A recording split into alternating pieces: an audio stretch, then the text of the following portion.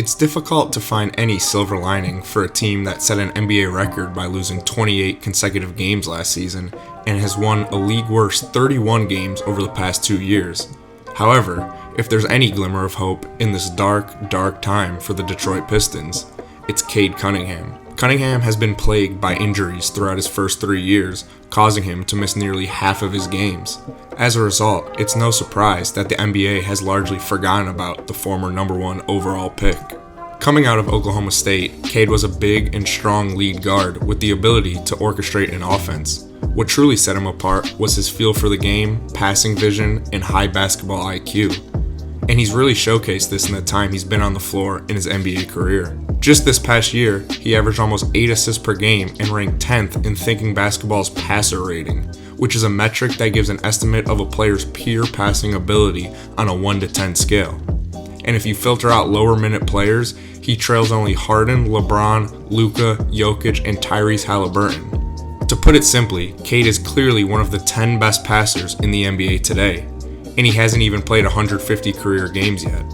Another metric that we can look at to estimate playmaking is Thinking Basketball's box creation, which is an estimate of shots created for teammates per 100 possessions.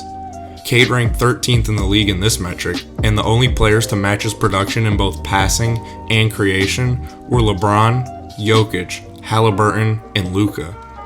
All of these guys have one thing in common, and that's height. Standing at 6'6" with an absurd 7-foot wingspan, Cade can see and make passes that most other players can't. Like here, the Heat trap him off the ball screen, but Cade's height and length enables him to throw this pass over his head and hit the roller right on the money.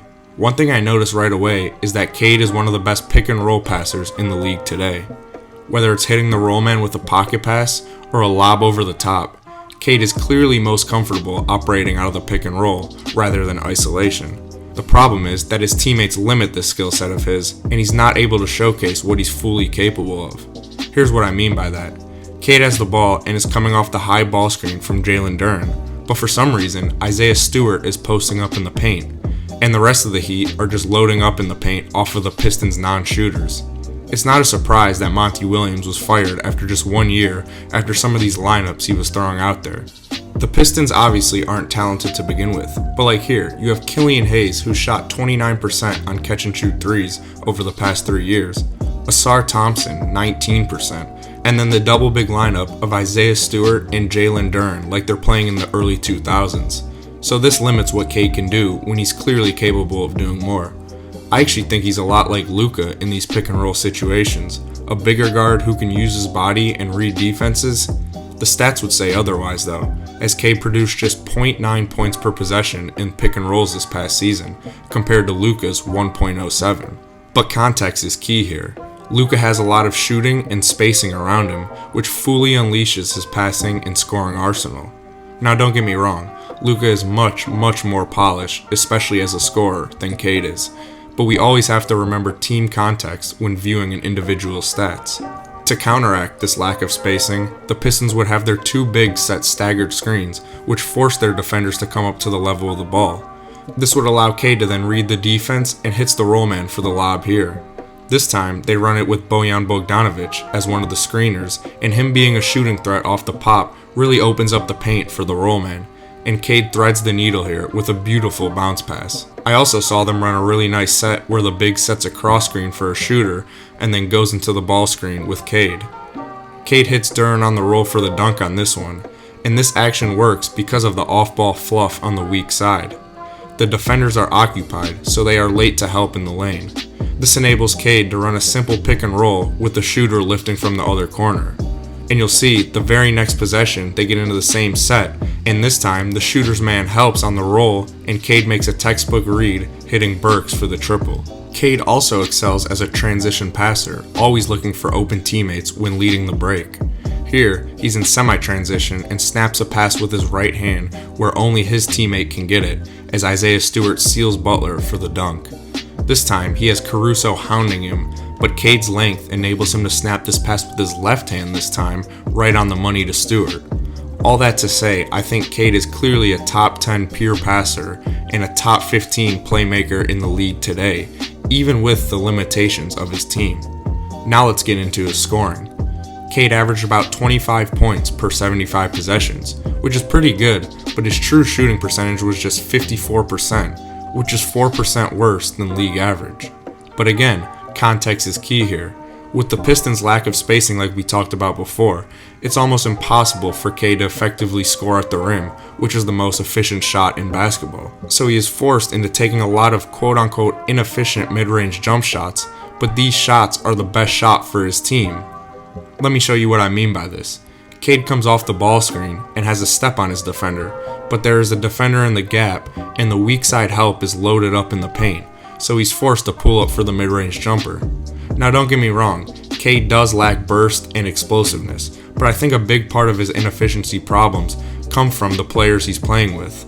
Cade loves utilizing his size and going to that Luka hostage dribble.